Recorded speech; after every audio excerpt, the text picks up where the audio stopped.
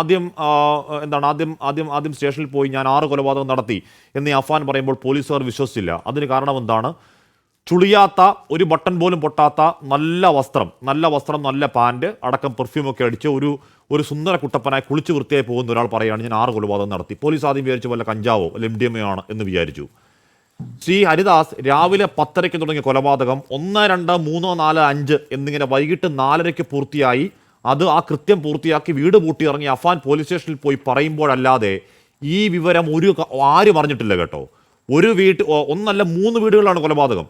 3 വീട്ടുകളിൽ ഏതെങ്കിലും അയൽക്കാരോ ആരെങ്കിലും ഇത് അറിഞ്ഞിട്ടേ ഇല്ല.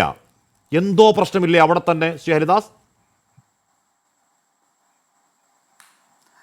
ഇതൊരു വെൽ പ്ലാൻഡ് ഓപ്പറേഷൻ, അതായത് ഇവൻ വളരെ മുൻകൂട്ടിയിട്ട് പ്ലാൻ ചെയ്തിട്ട് കൊണ്ട് നടത്തിയിട്ടുള്ളൊരു കൊലപാതക പരമ്പരയാണ് ഹാഷ്മി. അല്ലാതെ ഇത് പെട്ടെന്നൊരു നമ്മൾ പറയില്ലേ പെട്ടെന്നൊരു ആവേശം കൊണ്ട് നടത്തിയിട്ടുള്ള കൊലപാതകമൊന്നുമല്ല ഇത്.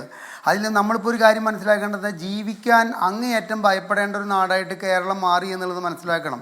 ജനുവരി 1-ാം തീയതി തൊട്ടിട്ട് ഫെബ്രുവരി 25 വരെയുള്ള കാലഘട്ടത്തിൽ ഏകദേശം മരിച്ച മുഴുവൻ പേരുടെ കണക്കല്ല, 15 പേര് അതിക്രൂരമായിട്ട് അങ്ങേയറ്റം ക്രൂരമായി കൊല്ലപ്പെടുന്ന ഒരു സംസ്ഥാനമായിട്ട് കേരളം മാറിയെങ്കിൽ നമ്മുടെ ഈ നാടിനെയാണ് ദൈവത്തിൻ്റെ സ്വന്തം നാട്, സാംസ്കാരികമായി വളരെയേറെ മുന്നേറിയ നാട്, പ്രബുദ്ധ കേരളം, 100% സാക്ഷരതയുള്ള കേരളം എന്നൊക്കെ പറഞ്ഞിട്ട് വിശേഷിപ്പിക്കുന്നതെന്ന് എനിക്ക് അത്ഭുതം തോന്നുന്നു.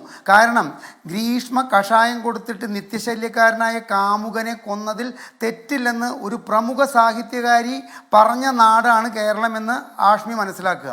അതുപോലെ തന്നെ ശാരദക്കുട്ടി എന്ന് പറയുന്ന ഒരു മാതൃഭൂമിയിൽ ലേഖനം എഴുതിയത്, എനിക്കെൻ്റെ മൊബൈൽ തിരിച്ചു തന്നില്ലെങ്കിൽ ഞാൻ നിങ്ങളെ പുറത്തിറങ്ങിയാൽ കൊല്ലുമെന്ന് ഒരു 15-കാരൻ ഒരു പ്രധാന അധ്യാപകനെ നോക്കി പറഞ്ഞതിൽ എന്താണ് തെറ്റ് എന്ന നിലയ്ക്കാണ് അവർ മാതൃഭൂമിയിൽ ലേഖനം എഴുതിയിരിക്കുന്നത്.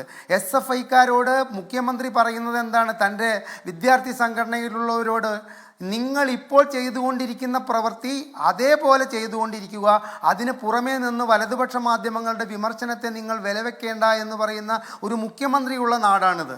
അപ്പോൾ ഇത്തരത്തിലുള്ള സാഹചര്യങ്ങളിൽ നമുക്കോ നമ്മുടെ ബന്ധുക്കൾക്കോ ശരീരത്തിലേക്ക് ഏത് സമയത്തും ആഴ്ന്നിറങ്ങാവുന്ന ഒരു ആയുധം നമുക്ക് പുറകിലുണ്ട് എന്ന നിലയിലേക്ക് ജീവിക്കേണ്ടി വന്നത്, അത് ഇത്തരത്തിലുള്ള മയക്കുമരുന്നിൻ്റെ സിന്തറ്റിക് ഡ്രഗ്സിൻ്റെ അമിത ഉപയോഗം കൊണ്ടാണെങ്കിൽ അതിൻ്റെ വിരൽ നേരെ ചെന്ന് നിൽക്കുന്നത് സർക്കാരിലേക്കാണ്. കാരണം കഴിഞ്ഞ 10 വർഷത്തെ ചരിത്രം എടുത്തു കഴിഞ്ഞാൽ കഴിഞ്ഞ അങ്ങേയറ്റം മോശമായ നിലയിൽ കേരളം ഈ ഡ്രഗ്സിൻ്റെ ഒരു ഹബ്ബായിട്ട് മാറി.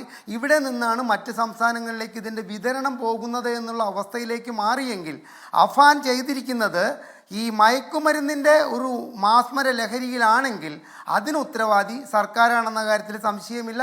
പക്ഷേ ഞാനത് പൂർണ്ണമായിട്ട് വിശ്വസിക്കുന്നില്ല. കാരണം എന്താ വെച്ച് കഴിഞ്ഞാൽ ഇവൻ വെൽ പ്ലാൻഡ് ആയിട്ട് 2-3 ദിവസം മാനസികമായിട്ടുള്ളൊരു റിഹേഴ്സൽ നടത്തിക്കൊണ്ടാണ് ഇത്തരത്തിലുള്ളൊരു കൊലപാതക പരമ്പരയ്ക്ക് ഇവൻ തയ്യാറായിട്ടിരിക്കുന്നത് എന്നുള്ള കാര്യത്തിൽ സംശയമില്ല. നാളെ ചെന്താമരയെയും നമ്മുടെ പറവൂരെ 3 പേരെ കൊന്ന് 4ാമത്തെ ആൾ ജീവനോടെ രക്ഷപ്പെട്ടതിൽ പരിതപിക്കുന്ന നമ്മുടെ ഹൃദുവിനെയും ന്യായീകരിക്കാനും ഒരു വിഭാഗം തയ്യാറാകുന്ന നിലയിലേക്ക് കേരളം മാറിയെന്ന് മനസ്സിലാക്കണം. അമ്മയെ കൊന്ന മകൻ എന്താണ് താമരശ്ശേരിയിൽ പറഞ്ഞത്? എന്നെപ്പോലൊരുത്തനെ ജനിപ്പിക്കാനുണ്ടായ സാഹചര്യത്തിൽ എനിക്ക് നൽകാവുന്ന ശിക്ഷയാണ് ഞാൻ അവർക്ക് നൽകിയെന്നാണ് ആഷിക അഷ്റഫ് പറയുന്നത്. അപ്പോൾ എന്തുകൊണ്ടാണ് നമ്മുടെ കേരളം ഇത്രത്തോളം രൂക്ഷമായ വിധത്തിൽ ഈ കൊലപാതക പരമ്പരകളുടെ ഒരു നാടായിട്ട് മാറിയിരിക്കുന്നത്? ഇപ്പോൾ ജോളിയിൽ നിന്ന് നമ്മൾ ഗ്രീഷ്മയിലൂടെ ഇപ്പോൾ അഫാനിലേക്ക് എത്തി നിൽക്കുമ്പോൾ നമുക്ക് ഭയവിഹുലരാവാതെ കേരളത്തിൽ ജീവിക്കാൻ പറ്റാത്തൊരു സാഹചര്യമാണെങ്കിൽ ജീവൻ സംരക്ഷിക്കാൻ ബാധ്യതയുള്ള സർക്കാർ ഈ കാര്യത്തിൽ പഠനം നടത്തിയത് കൊണ്ടൊന്നും ആയില്ല. ഇവിടെ ഒരുപാട് പഠനങ്ങൾ ഈ സർക്കാർ നടത്തിയിട്ടുണ്ട്, ഒരുപാട് അന്വേഷണ കമ്മീഷനുകളെ ഉണ്ടാക്കിയിട്ടുണ്ട്. അതെല്ലാം പൊടി പിടിച്ച് സെക്രട്ടേറിയറ്റിൽ എവിടെയെങ്കിലും കിടക്കാനല്ല, പഠനം നടത്തണം. ആ പഠനത്തിലൂടെ നമ്മുടെ യുവാക്കൾക്ക് പറ്റിയിട്ടുള്ളത് എന്താണ്, നമ്മുടെ യുവാക്കൾ എന്തുകൊണ്ടാണ് ഇത്തരത്തിലുള്ള ക്രൂരതയുള്ള മനുഷ്യ മനസാക്ഷിയെ മരവിപ്പിക്കുന്ന. ഇന്ന് അന്വേഷണ ഉദ്യോഗസ്ഥരിൽ ഒരാൾ നിങ്ങളുടെ ചാനലിൻ്റെ മുമ്പിൽ പറയുന്നത് കേട്ടു, FIR എഴുതാൻ പോലും അല്ലെങ്കിൽ ഇതിൻ്റെ പ്രാഥമികമായ റിപ്പോർട്ടുകൾ എഴുതാൻ പോലും കൈ പറയ്ക്കാതെ സാധിക്കാത്ത വിധത്തിലാണ് അവൻ ആ കാമുകിയെ വകവരുത്തിയിരിക്കുന്നത്. അപ്പം ഇത്തരം ഒരു സാഹചര്യം കേരളത്തിൽ ഉടലെടുക്കാനുള്ള ഒരു എന്താണ് അതിന് കാരണമെന്ന് കണ്ടെത്തേണ്ടത് സർക്കാരിൻ്റെ ഭാഗത്തു നിന്ന് തന്നെയാണ്.